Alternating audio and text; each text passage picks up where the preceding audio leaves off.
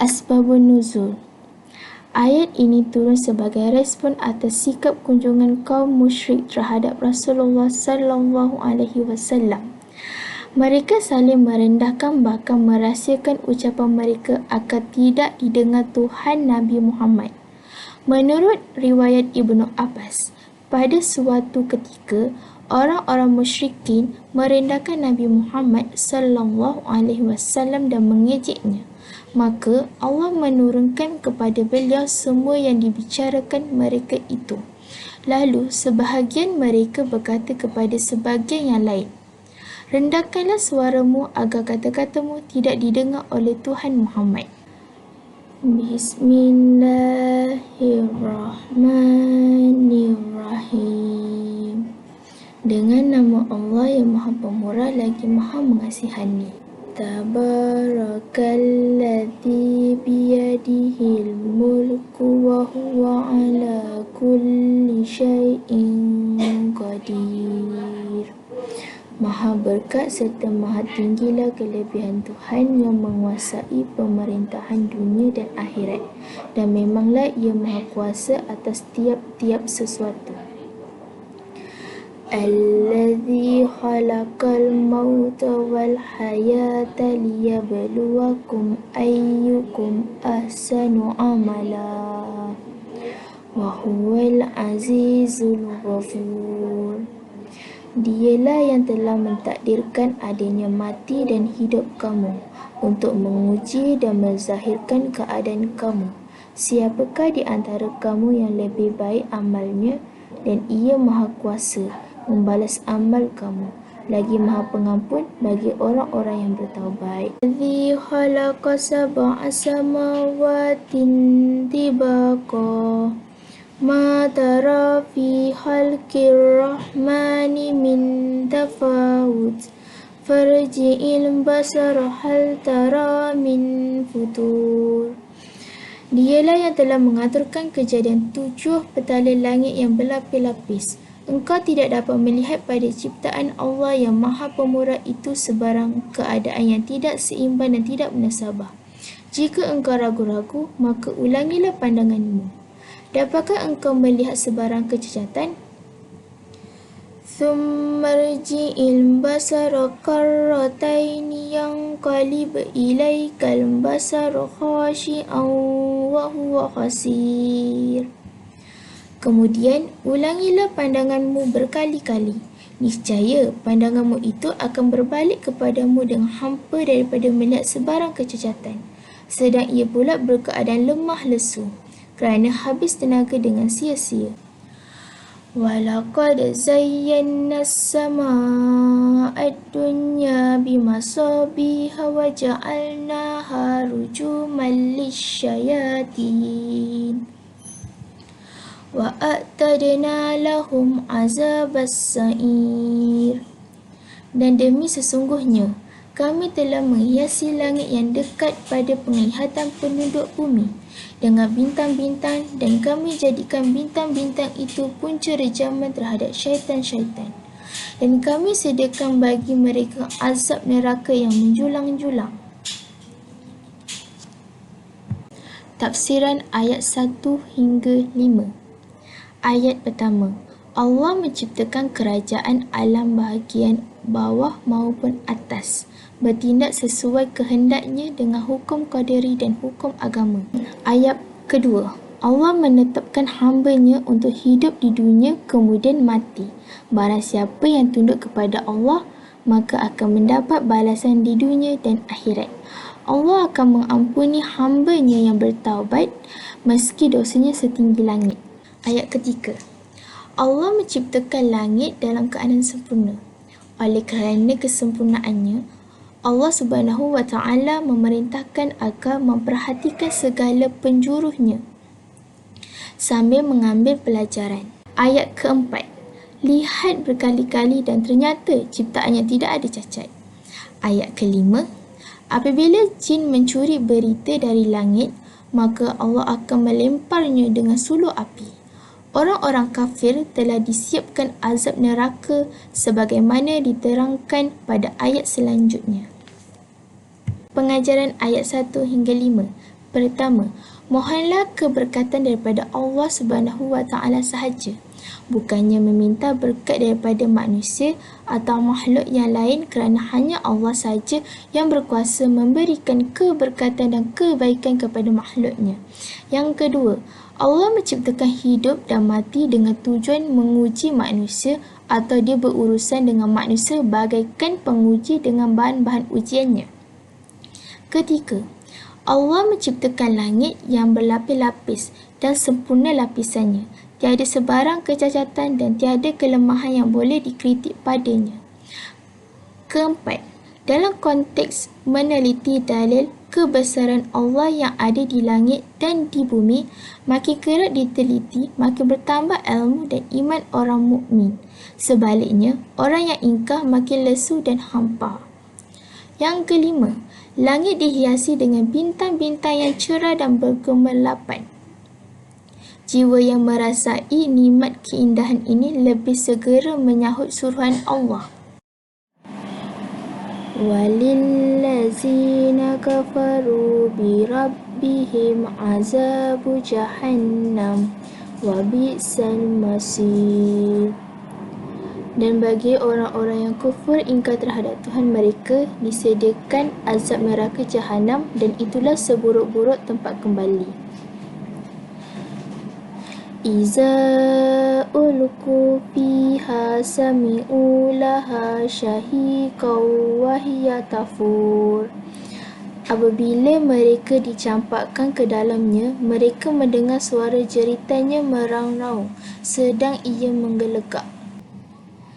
Takadu tamayyazu minal ghaib. Kullama ulqiya fiha fawjun sa'alahum khazanatuha alam ya'tikum nazir. Hampir-hampir ia pecah berkecil-kecil kerana kuat marahnya. Tiap-tiap kali dicampakkan ke dalamnya sekumpulan besar dari orang kafir. Bertanyalah penjaga-penjaga neraka itu kepada mereka, tidakkah kamu pernah didatangi seorang rasul pemberi ingatan dan amaran di dunia dahulu? Qalu bala qad ja'ana nazirun fakazzabna wa qulna ma nazzalallahu min syai'in in antum illa fi dalalin kabir. Mereka menjawab, ada, sebenarnya telah datang kepada kami seorang rasul pemberi ingatan dan amaran. Lalu kami dustakan serta kami katakan kepadanya, Allah tidak menurunkan sesuatu pun. Kamu, wahai orang yang mendakwa menjadi rasul, hanya berada dalam kesesatan yang besar. Wa qalu law kunna nasma'u aw na'qilu ma kunna fi ashabis sa'ir. Dan mereka berkata, kalaulah kami dahulu mendengar dan memahami sebagai orang yang mencari kebenaran, tentulah kami tidak termasuk dalam kalangan ahli neraka. Tafsiran ayat 6 hingga 10. Ayat ke-6. Setiap orang yang menyekutukan dan mengingkari Allah serta mendustakan para rasul yang diutusnya akan dimasukkan ke dalam neraka. Neraka itulah tempat yang paling buruk yang disediakan bagi mereka. Di dalamnya, mereka akan merasakan penderitaan dan siksaan yang amat pedih dan menyesarakan.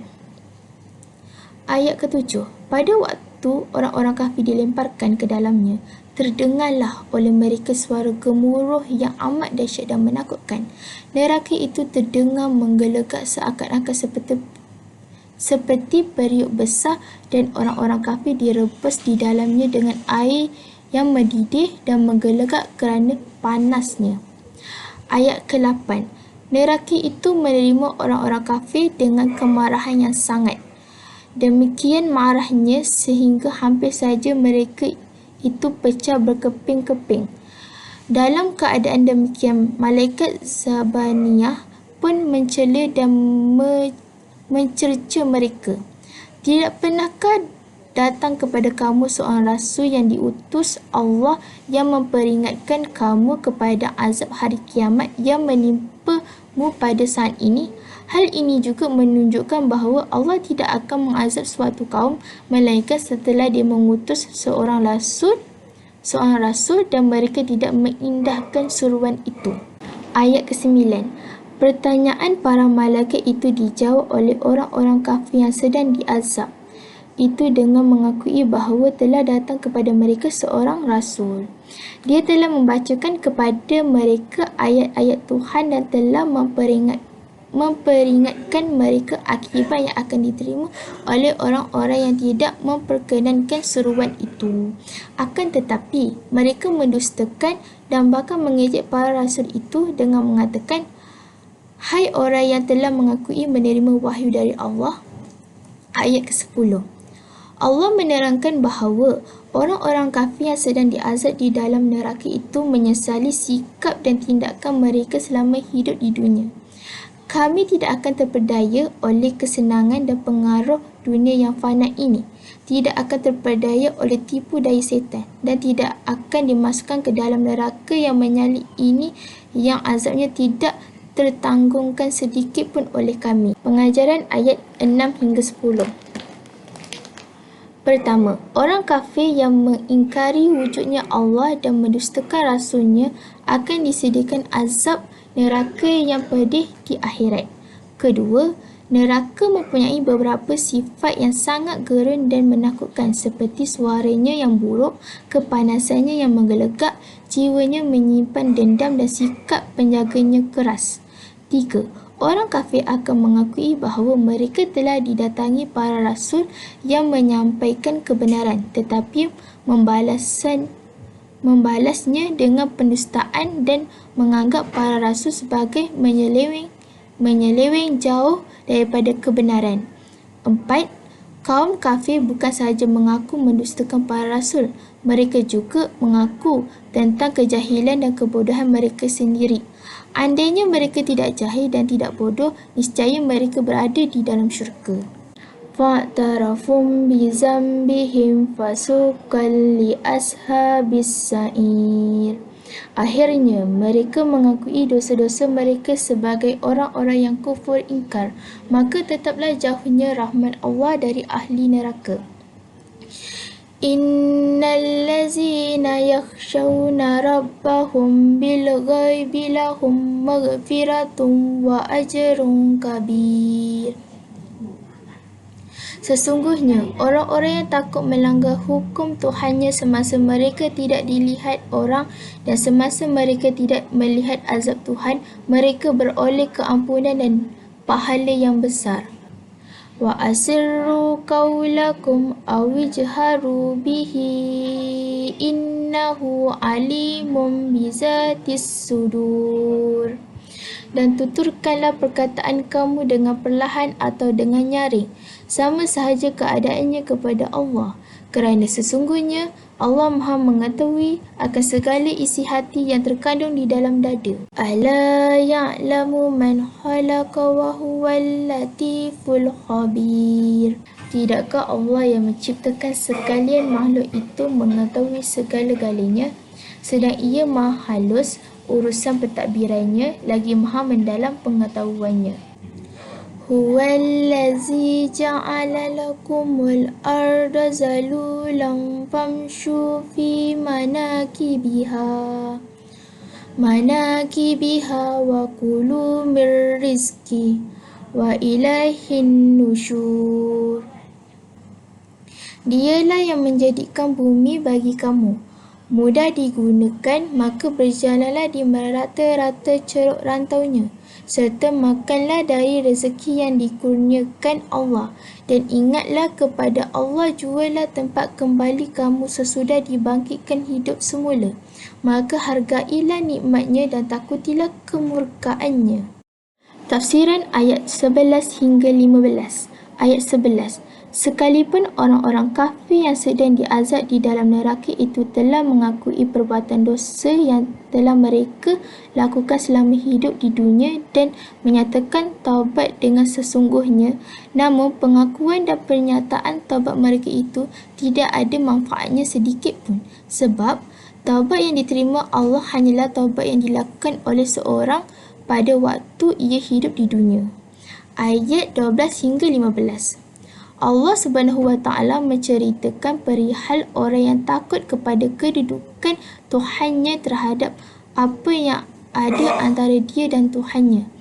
Bila mana ia dalam kesendiriannya tanpa pengetahuan orang lain, maka ia mencegah dirinya dari perbuatan-perbuatan maksiat dan sebaliknya mengerjakan amal-amal ketaatan meskipun tiada orang lain yang melihatnya, kerana ia menyedari bahawa Allah melihatnya dan bahawa Allah akan memberinya apapun dan pahala yang besar, yakni Allah akan menghapuskan dosa-dosanya dan membalasnya dengan pahala yang berlimpah. Pengajaran ayat 11 hingga 15. Pertama, takutlah Allah dan menjauhkan diri daripada pengaruh syaitan adalah kewajipan setiap manusia. Mereka yang takut kepada Allah akan beroleh pahala dan pengampunan daripadanya. Kedua, Allah mengetahui perkara yang tersembunyi dan nyata. Oleh itu, Allah tahu tentang perancangan kaum musyrikin terhadap Nabi Muhammad SAW dan sedia bertindak terhadap tipu daya mereka. Yang ketiga, manusia harus sedar jika Allah yang mempermudahkan mereka, Allah juga mampu menyulitkan dan memusnahkan bumi. Kesimpulan, sebagai umat Islam, kita hendaklah mendalami tentang keagungan ciptaan Allah yang Maha Esa agar kita sentiasa bersyukur atas pemberian yang diberi. Kita juga hendaklah menjadi umat yang sentiasa mengikut perintah Allah dengan meninggalkan larangannya. Hal ini akan mengelakkan kita daripada tergolong dengan orang pendusta semasa di akhirat kelak dan dijauhi daripada azab neraka.